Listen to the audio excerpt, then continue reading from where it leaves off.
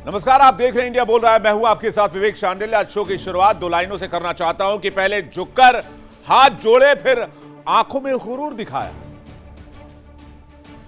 पहले झुककर हाथ जोड़े, फिर आंखों में गुरूर दिखाया। वक्त बदला, तब उसने अपना असली रंग दिखाया। धमकी देते हो हमें तुम अपनी नादानी के जोश में, हमने तो वो तूफान भी देखे हैं जो होश उड़ा देते हैं सोच में। जी हां, ट्रंप ने बदलता वक्त देखकर फिर से ईरान को धमकी दे दी और कहा कि अगर डील नहीं हुई तो ईरान के सिर पर बम फोड़ेंगे। और यह बयान किसी सोशल मीडिया ट्रुथ पर नहीं दिया गया है, यह बयान G7 जैसे वैश्विक मंच से दिया गया है। इसलिए कहते हैं कि ट्रंप कब क्या करेंगे वो खुद नहीं जानते। और मैं तो यहां तक कहता हूं कि ट्रंप डील साइन भी कर लें और उसके बाद भी ईरान पर हमला कर दे तो मुझे बहुत ज्यादा आश्चर्य नहीं होगा। तो डोनाल्ड ट्रंप के तेवर बदले बदले क्यों नजर आ रहे हैं? क्या ईरान ने आईना दिखा दिया है? क्या ईरान ने ट्रंप की तिजोरी मांग ली है? अब G7 जैसा वैश्विक मंच था, पूरी दुनिया को फंसाकर G7 में डोनाल्ड ट्रंप जाते तो दुनिया के G7 के जो ग्लोबल 7 जो इकोनॉमिक पावरफुल कंट्री है वो पूछते कि भाई आपने क्या बेड़ा गर्क किया, ईरान पर हमला करके पूरी दुनिया को फंसा दिया। तो G7 में जाने से पहले कहने का मतलब वो खाली हाथ थे। ईरान के सामने हाथ जोड़े, गिड़गड़ाया, कहा डील कर लो, नेवल ब्लॉकेड हटा देंगे, 300 करोड़ डॉलर का जुर्माना भी देंगे, हर्जाना भी देंगे, 24 अरब डॉलर जो विदेश में फंसे हुए उसको भी चरणबद्ध तरीके से रिलीज करा देंगे और अमेरिका ईरान पर हमला नहीं करेगा। तो खबर आई कि ठीक है, डिजिटली साइन हो गया। पता नहीं अमेरिकी प्रोपेगेंडा है, पेंटागन का प्रोपेगेंडा, CIA का, मुझे नहीं पता। मैं पता लगाने की कोशिश कर रहा हूं वैसे। तो एक मुद्दा मिल गया कि भाई हमने डील करा दिया और अब 19 तारीख को साइन हो जाएगा स्विट्जरलैंड में, तो G7 में जाने का बहाना मिल गया। लेकिन जैसे ही G7 पहुंचे तो क्या कह दिया? G7 पहुंचे, G7 के नेताओं ने जैसे ही MOU की तारीफ की, डोनाल्ड ट्रंप ने कहा कि डील तो हुई नहीं है अभी, अगर डील ईरान ने नहीं मानी तो बम फोड़ देंगे और ईरान के सिर पर बम फोड़ेंगे। यानी ट्रंप ने फिर से धमकी वाला रुख अपना लिया। तो क्या ये जो डील की पूरी स्क्रिप्ट थी, ये G7 में जाने के लिए लिखी गई? और इस बात का जिक्र, इस बात की चर्चा कल हमने की थी इंडिया बोल रहा है में। देखिए, मैं आपको वही बात बताता हूं जो खबर चल रही होती है या जो प्लानिंग चल रही होती है अंदर खाने। ट्रंप ने कहा कि हम ईरान को 300 करोड़ का फंड भी नहीं देंगे। फिर ट्रंप ने कहा कि ईरान से डील फाइनल नहीं हुई है, वो सिर्फ MOU है और अगर उनकी बातें नापसंद आई, मुझे पसंद नहीं आई, तो इस बार ईरान के सिर पर बम फोड़ेंगे। ट्रंप ने कहा कि अगर वो नहीं सुधरे तो वापस जाकर दोबारा बमबारी शुरू करने में मुझे बहुत देर नहीं लगने वाला है। सीधे शब्दों में कहें तो समझ में आ गया कि ये जो डील की बात की जा रही है वो तो G7 में फेस सेविंग का बहाना था। तो क्या अमेरिका ईरान जंग खत्म नहीं हुई है? और क्या ट्रंप जानते हैं कि G7 मीटिंग जैसे ही खत्म होगी वैसे ही मिडिल ईस्ट में माहौल बिगड़ेगा?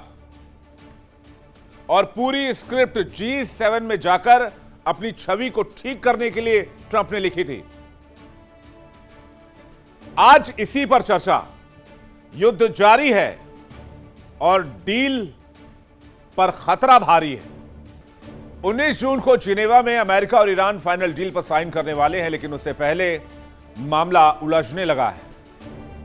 अमेरिका की ओर से उपराष्ट्रपति JD वांस इसमें शामिल होंगे। ईरान की ओर से ईरानी संसद के अध्यक्ष मोहम्मद गलीबाफ इस डील में साइन करने के लिए शामिल होंगे। डील में इजराइल को शामिल नहीं किया गया है। 16 जून को अमेरिका और ईरान में MOU हुआ था, लेकिन डोनाल्ड ट्रंप के सुर बदल गए। डोनाल्ड ट्रंप धमका रहे हैं क्योंकि वो धमकी देने के लिए मशहूर हैं और डील की बात पर ट्रंप ने फिर से ईरान को अड़का दिया है। अमेरिका और ईरान के बीच डील पर अभी सस्पेंस है और इसी बीच ट्रंप ने कहा है कि ईरान के साथ समझौता अभी फाइनल नहीं है। G7 में ट्रंप ने कहा दोनों देशों के बीच फिलहाल सिर्फ मेमोरेंडम ऑफ अंडरस्टैंडिंग है, कई बातें तय होनी बाकी हैं। ट्रंप ने चेतावनी दी कि अगर ईरान समझौते की शर्तों का पालन नहीं करेगा तो अमेरिका सैन्य कार्रवाई शुरू करेगा। ट्रंप ने कहा अगर उन्होंने ठीक से व्यवहार नहीं किया तो हम फिर से उनके सिर पर बम फोड़ेंगे। ट्रंप ने कहा ईरान के साथ साइन हुई पीस डील का टेक्स्ट अभी फाइनल नहीं है, सिर्फ सहमति पत्र है। अगर मुझे डील पसंद नहीं आई तो हम वापस वहीं पहुंच जाएंगे और ईरान पर धमाके शुरू करेंगे। अगर वो नहीं सुधरे तो हम वापस जाकर दोबारा हमला करेंगे और दोबारा हमला करने में मुझे कोई ऐतराज नहीं है। यह धमकी है डोनाल्ड ट्रंप की। और G7 में जाने से पहले क्या कहा था कि डील कंप्लीट हो चुकी है, दोनों देश डील पर हस्ताक्षर करने वाले हैं। ट्रंप ने G7 के मंच से ईरान को क्या कहा है, आइए जल्दी से देखते हैं। अमेरिका ईरान डील पर मामला उलझता नजर आ रहा है। ट्रंप ने ईरान को धमकाया, बोले दबाव बनाकर कार्रवाई की है, शांति डील की है, अभी सिर्फ MOU है, सिर्फ साइन है, लेकिन डिजिटली साइन है, अंतिम साइन बाकी है। डील पसंद नहीं आई तो ईरान पर हमला कर देंगे, दोबारा बमबारी करेंगे, दोबारा हमले से पहले हिचकेंगे भी नहीं। ट्रंप की धमकी से डील पर एक बार फिर से संकट गहरा सकता है। ईरान की तरफ से कोई रिएक्शन नहीं आया। ट्रंप की इस धमकी से डील का माहौल बिगड़ सकता है, यह जानते हुए भी ट्रंप ने धमकी दी। ट्रंप ने कहा कि वो डील को देखेंगे और उसके बाद कुछ सोचेंगे। ट्रंप की धमकी को ईरान ने हल्के में नहीं लिया। ईरान की ओर से सुनने में आ रहा है, ताजा जवाब आया है, अगर हमला हुआ तो खाड़ी में सरप्राइज के लिए तैयार रहे अमेरिका। हम कुछ ऐसा करेंगे कि पूरी दुनिया और अमेरिका सरप्राइज हो जाएगा। ईरान ने साफ किया कि धमकी के बीच में डील और वार्ता की उम्मीद ना रखे अमेरिका तो बेहतर है। चलिए जान लेते हैं ईरान ने ट्रंप के बयान पर क्या पलटवार किया है। ईरान ने कहा ईरान के पलटवार से हाहाकार मचेगा, जंग लौटी तो दुनिया को नए सरप्राइज मिलेंगे, खाड़ी देशों के तेल इंफ्रास्ट्रक्चर को निशाना बनाएंगे। ट्रंप की गलती से दुनिया तबाही की ओर बढ़ेगी। धमकियों का दौर जारी रहा तो डील पर बात नहीं होगी। ईरान बोला दबाव में कोई समझौता नहीं करता है, ना ही हम करेंगे। धमकी और डील साथ साथ नहीं चल सकती। बमबारी की भाषा से बातचीत बेपटरी हो सकती है। ट्रंप की धमकी से डील पर संकट गहरा सकता है। एक और ट्रंप ने धमकी दी तो उस पर ईरान का पलटवार आया, यानी तनातनी दोनों तरफ से है। खुफिया रिपोर्ट इस बात का दावा करती है कि ईरान के पास करीब 50,000 से ज्यादा मिसाइलें और 1 लाख से ज्यादा ड्रोन है, और यह खुफिया रिपोर्ट अमेरिका की है। ईरान के पास होर्मुज का पावर भी है, उसका सुपर पावर भी कह लीजिए, जिस पर उसका टोटल कंट्रोल है। खुद अमेरिकी खुफिया रिपोर्ट दावा करती है कि ईरान जंग के बीच में और ज्यादा ताकतवर हो गया है। ईरान के सभी मिसाइल सिटीज एक्टिवेट कर दिए गए हैं। मिडिल ईस्ट में ईरान सुल्तान बन चुका है। ये सब जानते हुए ट्रंप धमका रहे हैं। तो क्या ट्रंप पहले से जानते थे कि जंग फिर से होने वाली है? आखिर क्या है इस MOU में जिसका जिक्र दोनों देश कर रहे हैं? दोनों देश के बीच जो MOU है, युद्ध रोकने और सैन्य कार्रवाई न करने पर इस MOU में सहमति बनी। दोनों देश एक दूसरे की संप्रभुता का सम्मान करेंगे। 60 दिन तक बातचीत का दौर चलेगा। इसके बाद अंतिम और विस्तृत समझौते पर पहुंचने की कोशिश होगी। अमेरिका ईरान पर लगे समुद्री घेराबंदी को हटाएगा। ईरान होर्मुज में आवाजाही सामान्य करेगा। ईरान के लिए $300 अरब निवेश की योजना बनेगी। अमेरिका फेज वाइज सैंक्शंस हटाने शुरू करेगा। ईरान परमाणु हथियार नहीं बनाने की गारंटी देगा। अंतिम समझौते तक परमाणु कार्यक्रम में बदलाव नहीं होगा। ईरान को तेल, बैंकिंग और शिपिंग में तुरंत रिलीफ दिया जाएगा। विदेशों में फ्रीज ईरानी फंड को भी फेज वाइज रिलीज किया जाएगा। समझौते के पालन के लिए संयुक्त निगरानी तंत्र बनेगा। शुरुआती शर्तें पूरी होने पर ही बातचीत आगे बढ़ेगी। समझौते को UN सुरक्षा परिषद से कानूनी मान्यता भी दी जाएगी। मंच तैयार है। 19 जून को दस्तखत किया जाना है। सवाल यही है, ट्रंप क्या चाहते हैं? एक तरफ वो शांति की बात कर रहे हैं, दूसरी तरफ हाथ बढ़ाकर डील का न्योता दे रहे हैं और अचानक से फिर धमका भी दे रहे हैं। ट्रंप कह रहे हैं समझौता फाइनल नहीं हुआ है, तेहरान ने उनकी शर्तें नहीं मानी तो हमला फिर से शुरू करेंगे। यानी एक हाथ में ऑलिव ब्रांच और दूसरे हाथ में बम। यही वजह ईरान भी ताल ठोक रहा है, कह रहा दबाव में समझौता संभव नहीं है। सवाल यह भी कि क्या ट्रंप वाकई शांति चाहते हैं या फिर ऐसी डील चाहते हैं जिसमें सारी शर्तें सिर्फ अमेरिका तय करे। अगर हर बातचीत के साथ सैन्य कार्रवाई की चेतावनी जुड़ी रहेगी तो भरोसा कैसे बनेगा? तो क्या यह डील आगे बढ़ेगी या धमकियों के बोझ तले दम तोड़ देगी? क्या ट्रंप की रणनीति कूटनीति दबाव बनाने की है या फिर मामला कुछ और है? मुझे इसमें एक और कहानी नजर आती है, वो मैं जल्दी से आपको बता देता हूं, जो मेरे दिल से निकलकर सामने आ रही, जो मैं एनालिसिस कर पा रहा हूं। वो कहानी ये है कि ये सारी चीजें जो रूपरेखा आप देख रहे हैं, ये सारा हथकंडा अपनाया गया कि डोनाल्ड ट्रंप को G7 में पहुंचाया जाए और अमेरिका के मुंह पर कालिख ना लगे। वरना क्या मुंह लेकर जाते डोनाल्ड ट्रंप G7 में? G7 के देश पूछते, ये क्या बेड़ा गर्क कर दिया आपने ईरान में?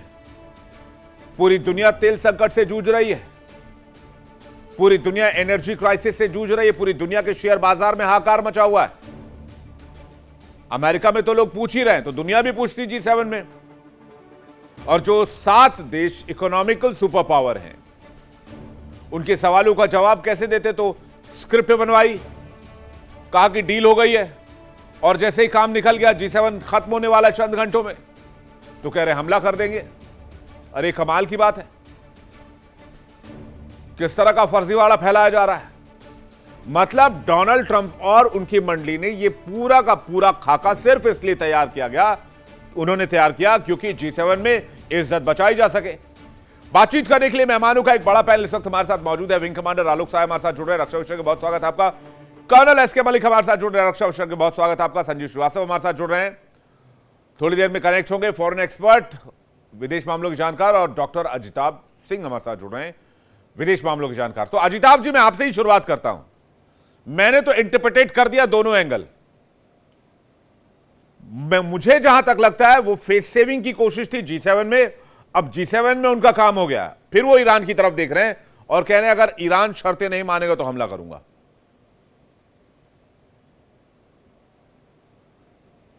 देखिए विवेक जी, दबाव और डिप्लोमेसी दोनों वो लेके चलना चाहते हैं राष्ट्रपति ट्रंप, और लेटेस्ट जो उन्होंने धमकी दी है उसमें वही मुझे दिखता है। ऑप्टिक्स अलग है, लेकिन इसके के पीछे जो खेल है वो बहुत बड़ा है। राष्ट्रपति ट्रंप बहुत ज्यादा दबाव में खुद हैं, ईरान पे तो वो दबाव बनाने की कोशिश कर रहे हैं। दूसरी तरफ जैसे आपने कहा G7 में वो क्या दिखाते, क्या लेके आए हैं, तो एक तो दिखाने की भी बात हो गई। लेकिन मुझे लगता है इससे ज्यादा अब चूंकि उनके पास ऑप्शंस बहुत ज्यादा नहीं बचे हैं, और जिस मारधार की नीति में वो चले थे, वो मारधार भी 3 महीने 3.5 महीने के बाद भी आउटकम बेस्ड उसका कुछ दिख नहीं रहा था। तो उनकी मजबूरी कहिए, दूसरी तरफ इजराइल के भी अपने लिमिटेशंस हैं। उन सारी चीजों को, और जो डोमेस्टिक उनके पॉलिटिक्स हैं, डोमेस्टिक जो दबाव है, इन्फ्लेशन 4.2% चला गया, पूरे पिछले 2-3 साल में सबसे ज्यादा हो गया, महंगाई के मार वहां पे देखने को मिले। दूसरी तरफ विश्व व्यवस्था और अर्थव्यवस्था चरमरा रही थी। इन सारे चीजों को देखते हुए उनके पास बहुत ज्यादा ऑप्शंस नहीं बचे थे।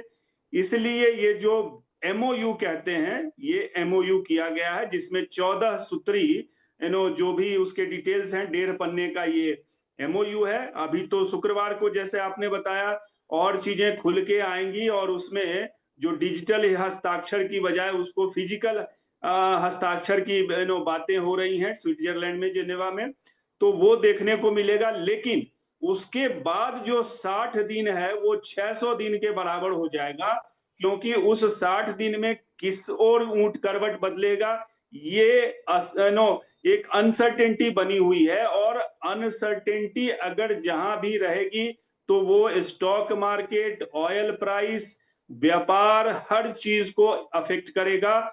इसलिए मुझे लगता है फिंगर्स क्रॉस्ड। लेकिन 300 बिलियन जो डॉलर की बात है, वो ब्लूमबर्ग न्यूज ने भी, अल अरबिया ने इनफैक्ट सबसे पहले इसको एक तरह से कहिए कि लीक किया या डिस्क्लोज किया, और अब उस पे उपराष्ट्रपति वेंस का भी आया है कि एक बहुत बड़ा गिफ्ट या बेनिफिट ईरान को वेट कर रहा है।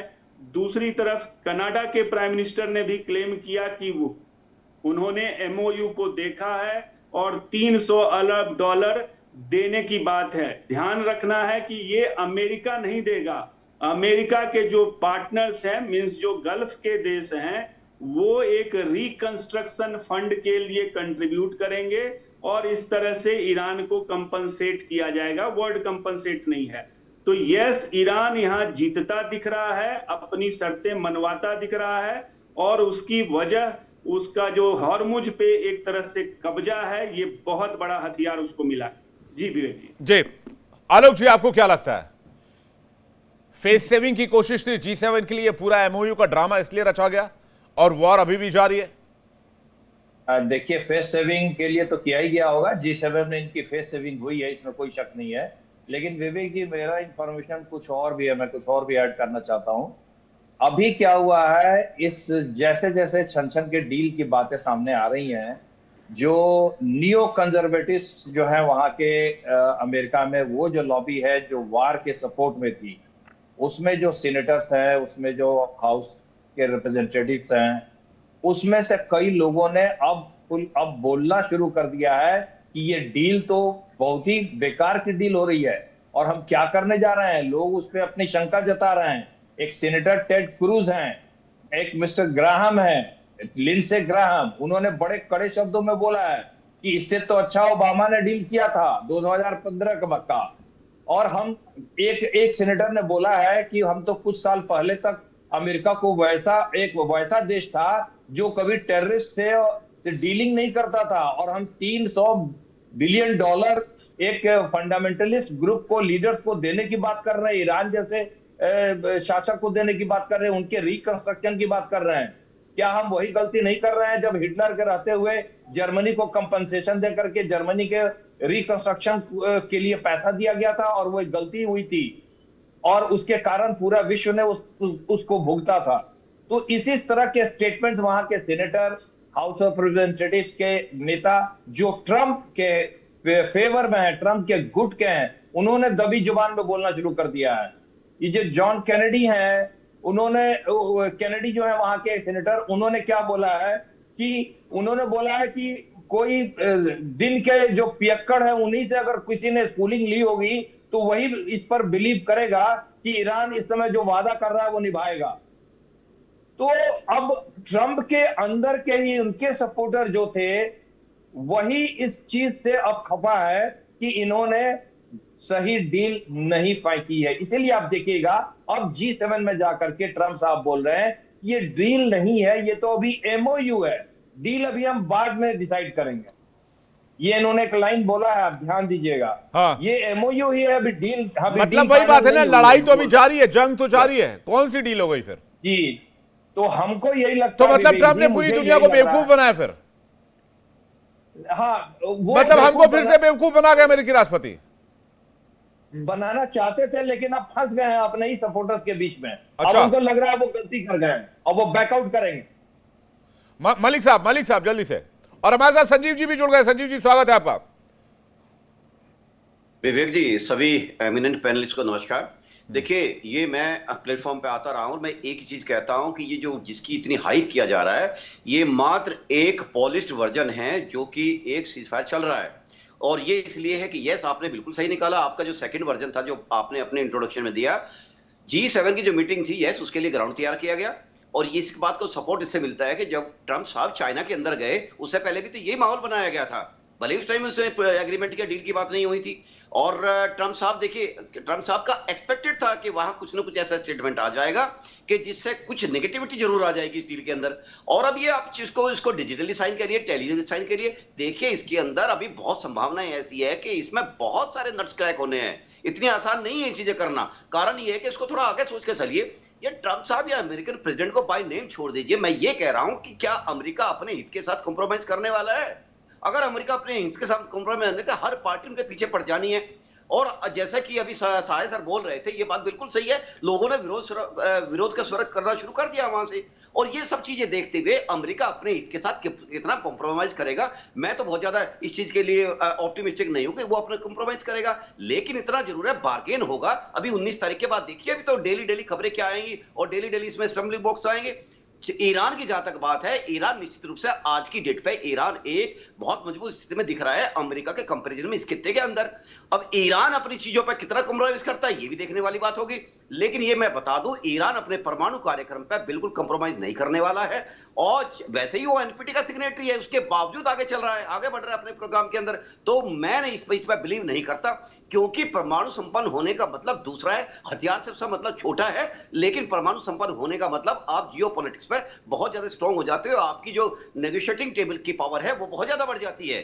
तो जो इस टाइम की जो डील की बातें हो रही हैं, अभी तो ये थे कि डोल्ड्रम्स में नजर आ रहा है, ठीक बात हो रही है। और वैसे भी ट्रम्प साहब आप कहते नजर है, कभी कहते हैं, कुछ खबरें ऐसी भी आ रही है कि नहीं 300 बिलियन नहीं 300 मिलियन, और ये बात जो भी है, क्योंकि ये सामने डॉक्यूमेंट तो पब्लिक में नहीं है अभी, वही लोग जानते हैं जिन्होंने इसको देखा है, इसको पेन डाउन किया है। लेकिन मुझे मन लगता है कि बहुत सारे ऐसे नुक्ता पॉइंट्स हैं जिन पर अभी बात होनी है, और इतनी जल्दी ये नहीं क्रैक करने वाला। जी विवेक। जी संजीव जी, आपको क्या लग रहा है? देखिए विवेक जी, मैं ये स्पष्ट रूप से कहना चाहता हूं कि हमें किसी कंक्लूजन पे जंप नहीं करना चाहिए। ये जो डील है एक अंतरिम डील है, और ये जो नेगोशिएशंस और डायलॉग है जो क्रिटिकल और जो बहुत ही ज़्यादा संवेदनशील मुद्दे हैं, न्यूक्लियर इश्यूज का, एसेट्स को डीफ्रीज करने का, आतंकवाद को समर्थन देने इत्यादि का, इजराइल के प्रति ईरानियन जो अप्रोच है, वो सारे जो मुद्दे हैं बड़े जटिल मुद्दे हैं, और उसके ऊपर अभी बातचीत होगी। ये कोई डील नहीं है, ये एक मेमोरेंडम ऑफ अंडरस्टैंडिंग है, एक अंतरिम उसको आप सहमति कह सकते हैं, जो कि अभी बनाई गई है। और ये जो अंतरिम सहमति का बनना, मैं अवश्य एडमिट करना चाहूँगा कि एक कंस्ट्रक्टिव स्टेप फॉरवर्ड है, और इसका स्वागत पूरी दुनिया कर रही है। आज हमारे प्रधानमंत्री श्री नरेंद्र मोदी ने भी इसको वेलकम किया है, और राष्ट्रपति डोनाल्ड ट्रंप को इसमें तारीफ भी की है। और मैं ऐसा मानता हूं कि 8 अप्रैल को जो सीज फायर को करके एक जो पहला जो स्टेप लिया गया था शांति स्थापना की दिशा में, उसके बाद ये जो स्विट्जरलैंड में जो जिनेवा में जो डॉक्यूमेंट साइन होंगे, वो दूसरा एक स्टेप फॉरवर्ड होगा। लेकिन ये शांति को स्थायी रूप से नहीं करने जा रहा है, क्योंकि जो मुद्दे हैं बड़े ही जटिल हैं, और न्यूक्लियर इश्यूज के ऊपर अमेरिका और इजराइल कोई समझौता नहीं करेंगे। ये बात बहुत स्पष्ट है। यदि ईरान ने कोई एडामेंट ज्यादा रुख अख्तियार किया, या उसने ये कहा कि हम यूरेनियम एनरिचमेंट करने का राइट हमें है, और उसके ऊपर अगर वो नहीं उसको रोकने के लिए तैयार हुआ, तो ये डील ब्रेक भी हो सकती है, एमओयू टूट भी सकता है। और उसके ऊपर मुझे नहीं लगता कि यूएस और इजराइल कभी भी इसके लिए तैयार होंगे, क्योंकि जो ईरान की जो इस्लामिक रिजीम है, उसका जो रुख इजराइल के प्रति है, वो आज भी वैसा ही है जैसा कि पहले कभी हुआ करता था। 28 फरवरी के पहले वो इजराइल से आज भी उसको जर्निस्ट रिजीम कह के ही पुकारते हैं, नाम तक नहीं लेते। देखिए इंडिया डेली 24/7 अब आपकी स्मार्ट टीवी पर। इंडिया डेली मौजूद है सभी डिजिटल प्लेटफॉर्म पर लाइव और लगातार। इंडिया डेली 24/7 हर दिन राष्ट्र को समर्पित।